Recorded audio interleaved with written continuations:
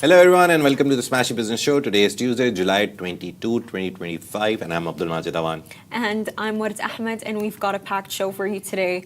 Firstly, we're going to get into how Egypt is planning to offer new investment opportunities to US firms. Secondly, Mubadala has backed Dubai-based restaurant payment startup Qlub in $30 million funding round, and US officials are currently stalling the UAE's access to Nvidia AI chips over security fears. And finally, in such an interesting turn, Elon Musk's Grok bot has accused X of censoring pro-Palestinian posts and has cited media reports in the process. And the very first story, Egypt is taking fresh steps to deepen its economic ties with the United States. Prime Minister Mustafa Madbouli has directed his cabinet to prepare a new package of investment opportunities specifically for American companies. The aim is to attract greater US investment into key sectors including ports, maritime transport, and industrial zones. And this move comes as Egypt pushes ahead with its Vision 2030 strategy. It seems that everyone has a Vision 2030 and ongoing economic reform. So by showcasing priority sectors to U.S. firms, the government hopes to position Egypt as a competitive and reliable investment destination in the region, especially at a time when global markets remain uncertain. And currently, more than 1,800 US companies operate in Egypt. I'll repeat that again. 1,800 US companies operate in Egypt with total investments reaching $47 billion over the past 2 decades. Officials say building on that foundation is a strategic priority for Cairo as it seeks for secure long-term, also sustainable growth through increased foreign direct investments. And according to government statements, Egyptian authorities are working to remove obstacles to joint projects and will soon propose specific ventures to U.S. firms. So agencies have been instructed to collaborate and present clear, actionable investment packages in upcoming discussions with American stakeholders. And as Egypt continues its outreach, it's signaling to the US investors that it's open for business and deliver tangible opportunities in infrastructure, logistics, and industrial development. They're basically welcoming US to Egypt to invest and make money, and in the process suck the life out of Egypt as well. Just kidding. But yeah, the move could mark a new chapter in Egypt. Are you kidding though? It somehow makes sense, yeah. But this move could mark a new chapter in Egypt-US economic relations with high-level talks expected to follow soon. Look, when I think of Egypt, my mind just immediately goes to all of, the beautiful artifacts that are in Egyptian history and ancient history. And a prime example that just comes to my mind immediately is the golden coffin. I don't know how to say the name properly, but I will try. So the coffin of Nejmanch, essentially what basically happened is that in 2017, I believe the, the Museum of Art in New York, the Metropolitan Museum of Art in New York apparently acquired this golden coffin from the 1st century BC from Egypt. And they apparently acquired it for $4 million. That's what was said. And you even had Kim Kardashian in the Met Gala that posed right beside it. But if you actually take a look at the entire story, apparently the coffin was actually looted from Egypt in 2011 during the Arab Spring. So when I'm taking a look at how more U.S. companies are coming into Egypt, this actually needs more surveillance than we realize. They should not just be allowed into the country immediately, because I do have this fear that they will loot more artifacts. And that is exactly what we don't want. We don't want more history being stolen. So I think the fact that in this case, Egyptian authorities are actually they're making sure that they have surveillance procedures in place is so important. They need to make sure that. Why are you laughing, Majid? No, honestly, they need to make sure that. Companies are not coming to. I know, but that's how it begins. That's how it always begins. Oh, we're in Egypt. Oh, we're stationed here. Yeah, we're doing infrastructure this. Exactly. So you don't want anything to be stolen in the process, especially when the country is booming right now. And this is something that a lot of Western people might ignore, but there is a lot of artifacts that have been stolen from Egypt, from Sudan, and it's all over the West. So for me, when I'm taking a look at the U.S. working with Egypt, no, it's not the U.S. that is benefiting more here. No, sorry. Let me get my mind straight here. Egypt. It's not Egypt who's actually benefiting more here. They are benefiting more here because the amount of art that is in Egypt, I mean, it is absolutely astounding. We've seen it with the Grand Museum that has just opened very recently. I mean, this is stuff that you want to keep safe and you want to preserve. Like, for example, Majid, why I spoke so quick? It's because I'm from Sudan, guys, and right now my country has a civil war that is ongoing. And right now, in one of our main museums in Khartoum, most of the artifacts have been looted. They've been looted, and apparently they're being sold off. And these artifacts, they are such a special part of our history. They've been there for thousands of years. So for me, I would like to see more countries keep what they actually have. Yeah, you're right in one sense. But you find it funny. Find it funny. The funny thing, it's not funny. It's just that I think, every country in the world, US is investing in UAE also, so I won't say that they're not. Saudi Arabia, they're investing. Like, if you talk about any big company, recently on Trump's visit, everyone of UAE, Saudi and Qatar, they signed agreements with American companies. Obviously, they're not here to loot the artifacts. But your point is right on some extent. It's not only artifacts. The idea is to just come in for the resources. And it's not like you're going and mining and digging and taking the resources. It's also the idea of taking away the human capital, giving them the American dream, taking them away. Whenever there is a continent or a region which is booming, we have seen this historically. I'm not saying it's just an opinion. We have seen this historically that the Europe and US always jump in. And they're like, oh, this place is doing good. We have to go in. We have to invest in this company. They outright buy local companies and start doing business. And there is a very big example, Syria. Right now, Syria, the sanctions have been moved away. US companies, 3 of them, they just directly went and they're like, oh, we'll build your energy infrastructure. We'll build wires. We'll lay down the wires. We'll do this. We'll generate electricity. And eventually that country or that economy or that region eventually depends on them because those are private companies and they run America basically. But I think in the case with Syria, I definitely think that Middle Eastern investors are playing a larger role because we saw how Qatar came in right before them for that entire electricity project with them. And I think it was also Turkish companies. We also talked about how Europe was the first one which jumped in and they were like, oh, we're supporting Syria since Bashar al-Assad is, So they started it and then Trump obviously came and said that since Crown Prince Mohammed bin Salman said, I am removing the sanctions. I think it was more of a Europe versus America fight to come in and find whatever they can find in that conflict-stricken economy. It's been 14 years since they've gone through so much. Under Bashar al-Assad, now Ahmad al-Shara is trying to revive the economy because without economy, you can't have a good education, you can't have good roads, you can't have electricity, you can't have food on the table. So he is trying to revive that. The only problem is that Europe came in first, America came in second. Obviously, our Middle Eastern, brotherhood is there. They've paid off their debts. They've invested so much. But we have to look at the other side. They're also coming in. So that is my problem with the Western economies just jumping into any economy that is doing good and outright buying companies, investing in big companies, local big companies which have been built over 20, 30 years and just outright buying them and then taking over the economy. And you can never expect an outsider to care about your house.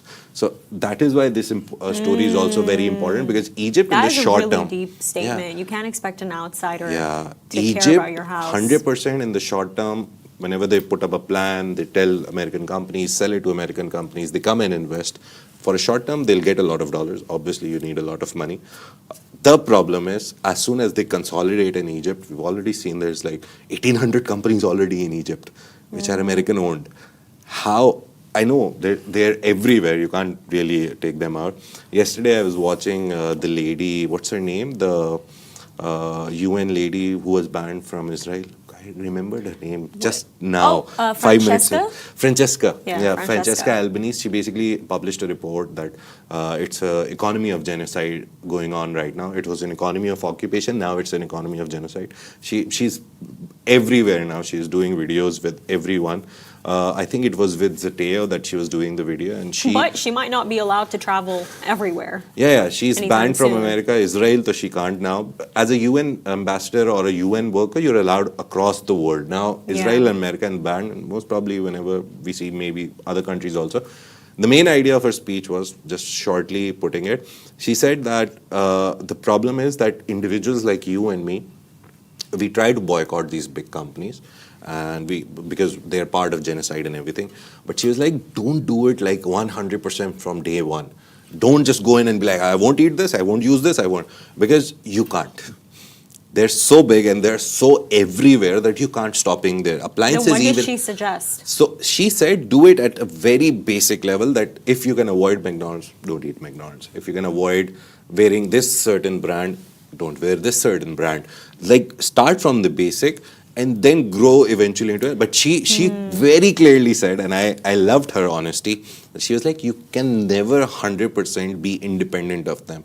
They will always be there.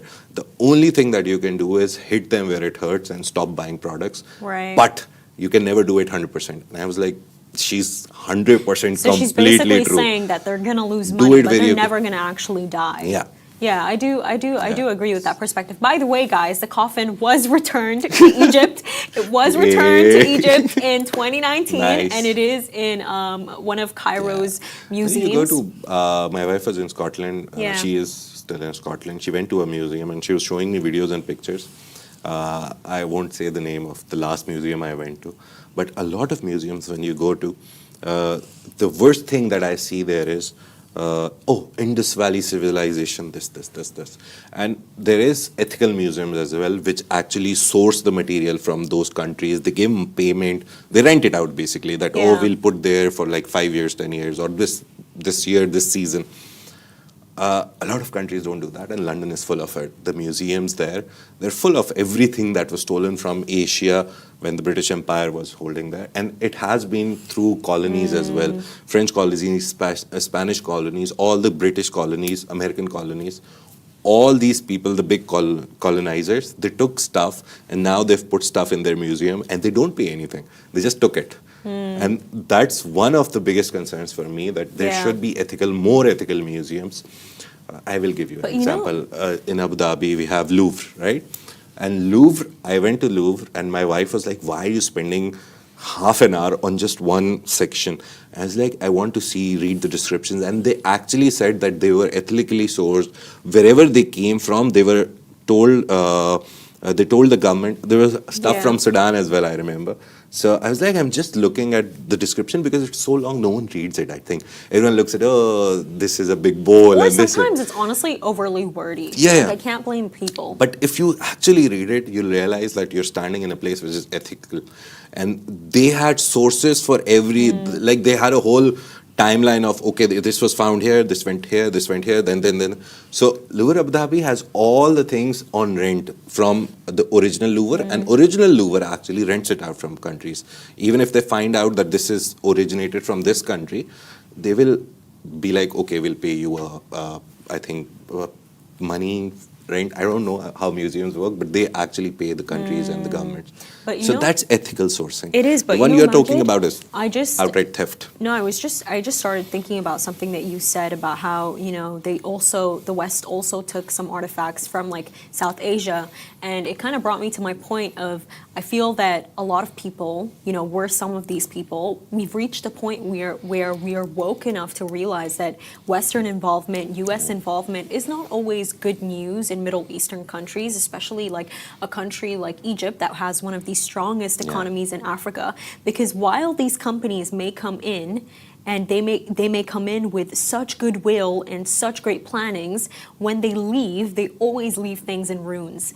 And it's like, I feel like a prime example of this is like, for example, in the Indian partition, and I remember when I was reading this, I was so horrified. Apparently, when the British had actually finally left, when Mountbatten had finally left, the person who was actually in charge of basically deciding the line, Majid, apparently he had no geographical experience whatsoever.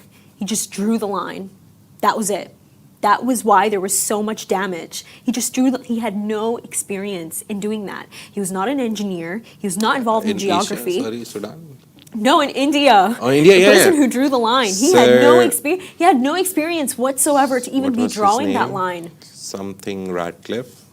I remember, it's part of our history. It's actually, so Pakistan India history, you read any book, they're like so contrasting. Like India says this happened and Pakistan says, but there's a lot of common factors, and this is one of the common factors where he was flown in.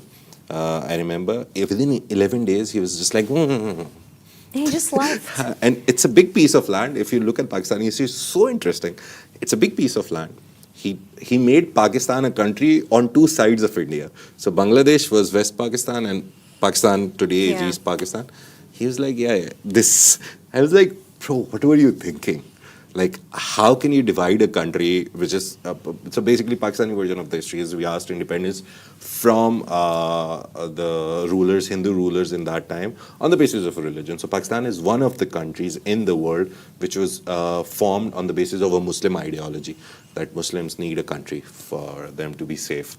And funnily, very interestingly, and it's a fact, it's not like some fiction or something that I came up with, Israel is the second country in the world which was also born on the basis of an religious ideology. There's only two countries in Pakistan, in the world which are born on the basis of an ideology and a religious ideology. Pakistan on the basis of Muslim and Israel Jews. And funnily, Pakistan doesn't allow their citizens with a green passport to go to Israel. We have a very clear statement on our passport that this passport works everywhere except Israel because we still don't recognize them. I like that. Pakistan is the only country in the world which is we don't recognize Israel. I think that is very commendable. Yeah, I do. But you're right. These people, the colonizers, we can go on they've been there for 200, 300 years. We can go on about stories. The idea is that Egypt is doing good. They're trying to get money because their economy is not that good as compared to their neighbors. They want money, they want foreign exchange, they want the dollar. But they need to put guardrails whenever they take an investment, and that is the main idea of the story. Put some guardrails to protect yourself. There needs to be some kind of surveillance there. Moving to our next story. Dubai-based restaurant payment startup Qlub, which has grown quite famous, has secured $30 million in a fresh funding round aimed at accelerating its global expansion. So the round was co-led by Abu Dhabi's Mubadala, an investment company headed by Khaldun Al-Mubarak and chaired by His Highness Sheikh Tahnoon. Now, the other partners also included Shuruq Partners and Germany's Cherry Ventures. And other major participants included UAE's telecom giant Etisalat and China's Legend Capital. And founded in 2021, very recently, I think, at the edge of the end of They're the doing COVID. great, though. Yeah. Qlub, which is club. Again, I love name plays on startups. So it's QLUB, so it's club. Enables contactless payments at restaurants, so letting diners scan a QR code, split the bill, and pay instantly. The platform is already used by leading F&B brands like Paul Cafe and Wagamama, and has processed billions of dirhams in transactions across the Middle East, Asia, and Europe. And this latest investment brings Qlub's total funding to $72 million in just 4 years. It also reflects a growing appetite for digital payment solutions and hospitality tech, especially from institutional investors like Mubadala, who continue to back homegrown innovation with global potential. And Qlub plans to use the capital to deepen its footprint in existing markets, launch in new regions, and upgrade its platform with advanced analytics and obviously AI tools. The company is positioning itself as a leader in the next phase of tech-driven dining experiences. And this deal comes amid a broader surge in Middle East startup activity. And this is honestly, truly so inspiring. VC funding has hit $1.35 billion in the first half of 2025. And this is really telling us how much the region's tech ecosystem is growing. But like, let's get into Qlub, on a general note. Yeah. Why is this big news? In fact, Qlub has already expanded into so many countries in the world, and the fact that they were founded in 2021. But for me, what particularly stood out to me was their founders. So it was founded by Iyad Al-Kasir and Mahmoud Fouz, and both of these people were a part of that ecosystem that Qlub is now a part of. So you have Al-Kasir, and he basically worked for the company called Rocket Internet Middle East.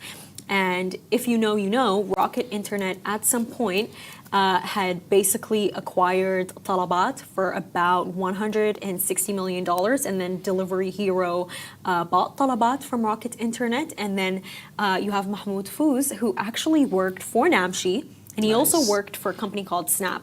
And basically, Snap is the leading ride-hailing app in Iran. So you know that these people are very experienced. They're stretched out across multiple markets. And this is what brought them to this product over here. And for me, Majid, like, I've noticed these people, they all run in the same circles. Like, you would honestly not believe how shocked I was when I discovered that Hassam Arab, the founder of Tabi, he's also the co-founder of Namshi. Yeah. And then you have Namshi then being acquired by Noon, Mohammed Al-Abbar, and then you have the same co-founder, Feraz, who then moved on to become the CEO of Noon Minutes. Yeah. All of these people run in the same circles. They all know each other, and that's why they're all able to build these products that can succeed in this ecosystem that we're in. I think it's very important that all of these people, they were part of the initial startups. Right now, we see Hub 71 has like a list of 200, 300 plus startups. In Dubai DIFC, there's so many startups. DMCC has a crypto center, a startup center. There's so many hubs now where startups are brewing, and there's good environment for them to grow, and they have access to funding and everything. The funny thing is, at their time, when Namshi was created, all these startups were created, no one was looking at Middle East, right? They didn't look at Middle East as right now that we have Abu Dhabi, the capital of capital, the richest city in the world. We didn't have Dubai as like the hub of private wealth. We didn't have Riyadh as the hub of everything happening in Saudi Arabia and then Jeddah and all. Right now, Saudi's leading the VC funding run, in fact. Like, they've had... The funny thing is, it's all Saudis investing in Saudis. Yeah. It's all inward investment. And I think, Such nice that's really good. But you know what it also is with Saudi? Like, something that I feel like no one has truly deeped this, and it's like, I feel like Western media, people in general, need to cut Saudi some slack in terms of how, they go after their economy constantly. They're lacking in this, they're lacking in that. And it's like, for a country that was so closed for so long, weren't cinemas banned at some point? Yeah. For a country that was closed for so long, and they've just very recently opened up everything all at once. Of course, what's going to happen is you're going to have this entire community that's going to have to rediscover everything all over again. And when I say rediscover everything, I don't even mean industries like obviously engineering, medicine. Those are things that professions stay stable in every single society. But you're going to have people who suddenly want to learn how to become directors, producers, filmers, and that is something that is going to take time, and I'm excited to see what they actually get to by 2030. Yeah, I think it's already grown up to be $1 million industry, the movie industry. Our Smashi Entertainment, Ishraq, keeps doing stuff about it. Sometimes we do the business angle. But the funny thing is that they haven't taken long. It was the demand was there, but as soon as it came, people are crazy. I think you should see one of them because they're in Arabic. I don't understand them, and I don't really like dubbings.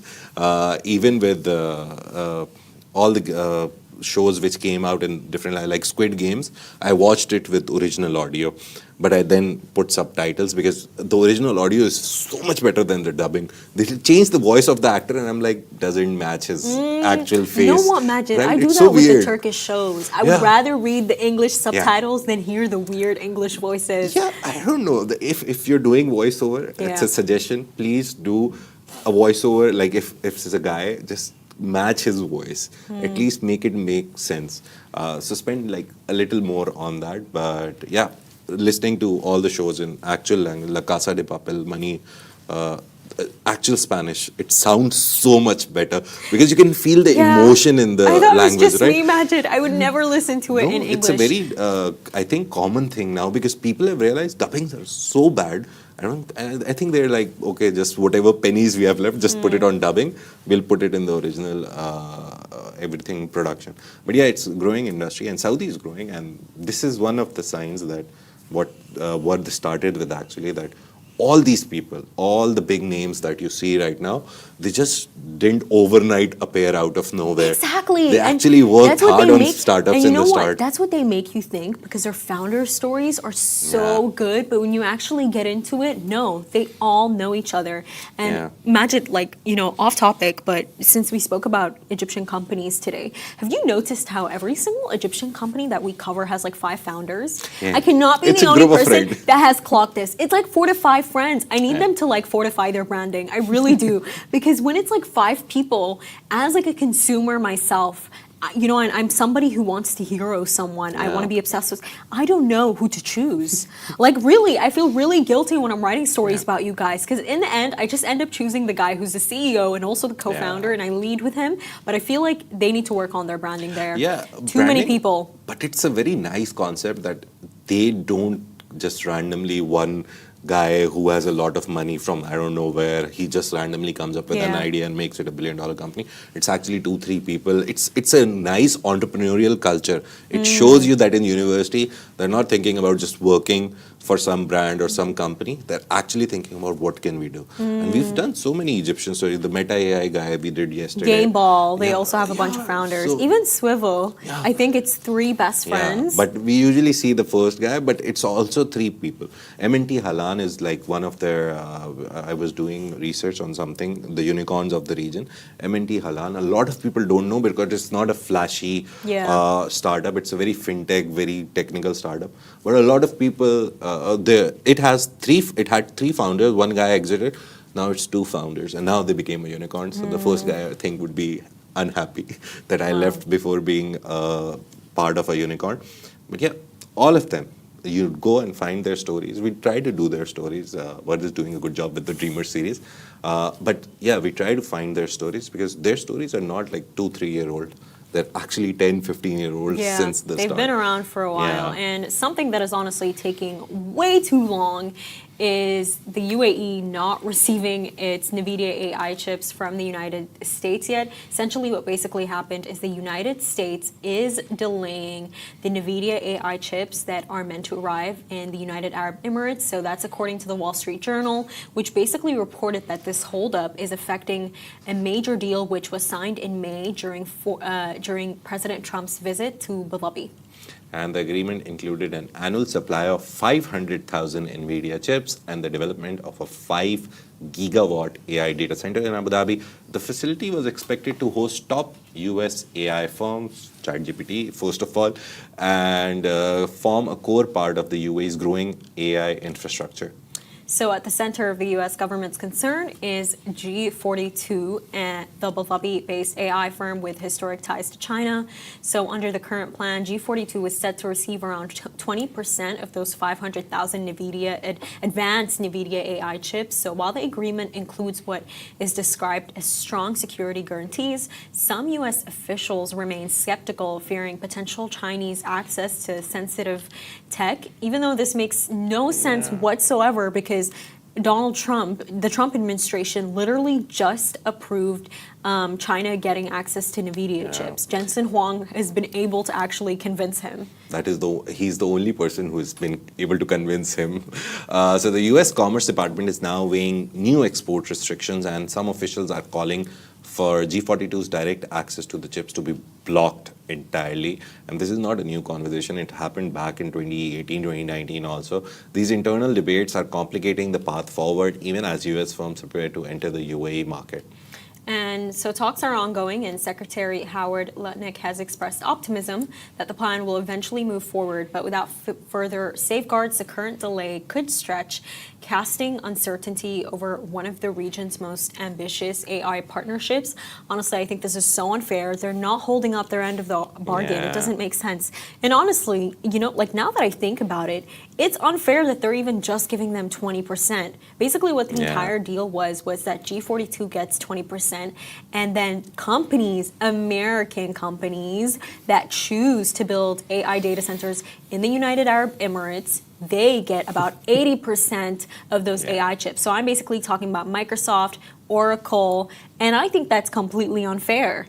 Like what? So basically for you guys to get like 20% of them, not only do you have to stop trading with China, you need to let us, walk into your country and build data centers there, and we're going to get 80% of that shipment. I think that's so unfair. I do. It's a problem that G42 has faced over a lot of years. It's one of the companies, again, chaired by His Highness Sheikh Tanoon. The story goes very simply that G42 was built on the base of Chinese tech. 100% Chinese tech, Huawei and all that. The problem came when Nvidia came up with the newer chips, more faster chips, more advanced chips, better computing power, and they wanted those. And they were like, no, we're not going to give it to you because you do trade with China. And UAE was like, we do trade with everyone. Why are you putting restrictions on us? And they put up, and all of this is reported. It's not confirmed by the government, by G42, by anyone. But obviously, over the years, there's been so much reporting on it. Yeah. And the idea was that, okay, we'll remove everything Chinese from our centers and we'll put everything American. But they can't remove Peng Zhao. By the way, the group CEO of G42 is Chinese. Yeah. And you know what Wikipedia told me, Majid? Apparently, this man had an American citizenship, but he renounced it for the Emirati citizenship, as he should. And as he should. Yeah, I would do it right now. That is the best passport in the world. Yeah. And then obviously they did put everything US, and even then the US Commerce Department, the whole Senate, everyone has still doubts that, oh no, behind the scenes they're doing trade with China. Behind the scenes they're sending the chips, receiving the chips and reselling them to China at a premium. It's like their fear of communism still exists. Yes. It makes absolutely no sense. And this time, it's not even Russia, it's China. Yeah, it's a sellable idea. That's the problem. They can't sell people on, oh, we have poverty because we have bad policies. Oh, we have this because this. Oh, we have capitalism. That is why rich are getting richer and poor are getting poorer. They just sell communism to save themselves from explaining the original reality on ground. That, oh, it's because of our bad fiscal policies. It's because of so much debt that we have. I think when the Trump tariffs were announced in May, March or April, March end, I remember we did the story that's nearly $2 trillion of US bonds. It's very complicated to understand it, but very simply put, the US economy has these bonds. The state bank gives it to you. On the basis of those bonds, if you buy those bonds, they can print more money. Very simply explaining, it's very complicated than that. But China owns $2 trillion of that bond. So it's actually China that nearly owns like at least 10 to 15% of the US economy. So you have to understand that they're not doing anything. It's their bad policies that are making them scared of China, because China is like, oh, we work and we do nothing. We don't believe in politics. We just want to work. We want to produce efficiency. You're basically saying that Jensen Huang's Nvidia chips are like their main bargaining point, and they just don't want to let go of that. And you know what I wish it was with the U.S.?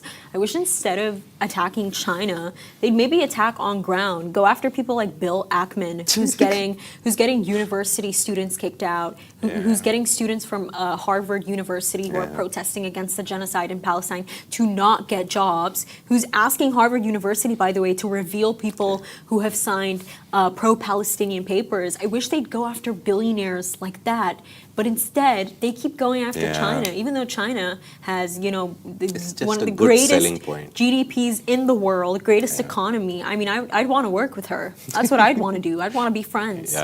But So moving on. Since he was talking about Palestine, the next story is also about Palestine. Elon Musk's AI chatbot Grok, which was in deep waters like 2-3 weeks ago, calling itself Mecha Hitler and now it's whatnot. drowning. And now it's doing something else. It has stirred controversy after acknowledging claims that X, formerly known as Twitter, is limiting pro-Palestinian content. But there is a caveat. In response to a user question, Grok cited reports from, I don't know, it's called Hamle and Al Jazeera, alleging that the platform suppresses support for Gaza while allowing anti-Palestinian hate speech. So the exchange began when human rights advocate Rami Abdu asked Grok whether X downranks posts about Gaza, basically whether it makes them visible or not, and the chatbot responded yes and pointed to multiple media investigations that support the claim. In other instance, when a user accused Elon Musk of supporting the genocide in Gaza, Grok ended up actually referencing Musk's 2023 meeting with Israeli Prime Minister Netanyahu and Rolling Stone's exclusive piece of Musk labeling the phrase "from the river to the sea" as genocidal rhetoric. Yeah, and despite Grok's apparent candor about Musk and X, the AI tool has sparked outrage on its own. Recently, it was condemned for a troubling answer in which it named Adolf Hitler, the name that cannot be taken, as the best 20th century figure to handle anti-white hate. It was a very twisted, weird happening that happened. We'll give you more details, but it raised a lot of serious concerns about content moderation and training biases about AI. And just to give you some more context, guys, about X, basically Elon Musk acquired X in 2022 for $44 billion with significant investments from the Middle East. So the second largest stakeholder is Saudi's Prince Al-Walid bin Talal's Kingdom Holding Company. Other stakeholders include Qatar Investment Authority, Oman Investment Authority, and UAE's MGX Global. And as AI tools like Grok become more visible, their responses and the data behind them are increasingly under scrutiny. Whether Grok's answers reflect transparency or training flaws, the controversy highlights broader tensions between free speech, censorship, and influence on global tech platforms. I think in this case, it's like when, something you created works against you. It's just so ironic here. It's so ironic here that the tool that he created is exposing him, and The funny thing is he hates legacy media. He's always criticizing legacy media for reporting this. But its own chatbot, the chatbot that he's trained on data, something, whatever, whenever you ask him a question, he will quote you legacy media. He can't quote anyone else. That's the problem with Grok and any AI. You go to them and ask them anything, they will always quote legacy media. They'll be like, oh, Al Jazeera did this report, CNN this report. Because they've been around for years. They are reliable. If you have a problem, go and somehow don't let X quote legacy media.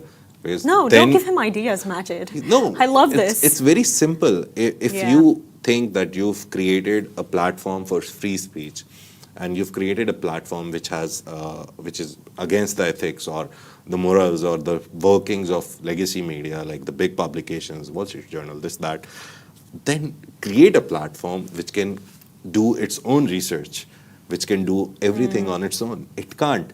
That is why we have legacy media. I'm not in favor of legacy media, whatever they say is true, but at least they have a team in the back, reporters who are working, who find sources, who take documents, read documents, find a story from it. They do the work, right? They just don't come up with stuff. A lot of them do, but now a lot of them do, but there's good publications, and every publication has its good and bads. You can't say Wall Street Journal is outright 100% bad. Some of the pieces that they do actually changes. The Epstein story, the Hollywood director story who they made a movie about also. All these guys, they were actually caught by journalists. They went to sources, they did the footwork, they did so much, and then eventually those people were caught, right? And now Grok is doing the footwork for us. It's telling us exactly what we need to know. But not just I feel like we haven't discussed the main part of the story. I think the entire thing here is the fact that not only are there shadow bans on Instagram, Yeah. you also have a platform like X that is limiting your voice, and that it's so unfortunate. We're Yeah. currently seeing how so many Palestinians are starving, and they don't have access to food, and they're dying from malnutrition. And you have a platform like X led by the richest man in the world that is not putting that content out. Yeah. And I think in this case, it's almost that Grok revealed that Musk too is complicit in what is happening, and 100% so, because Yeah.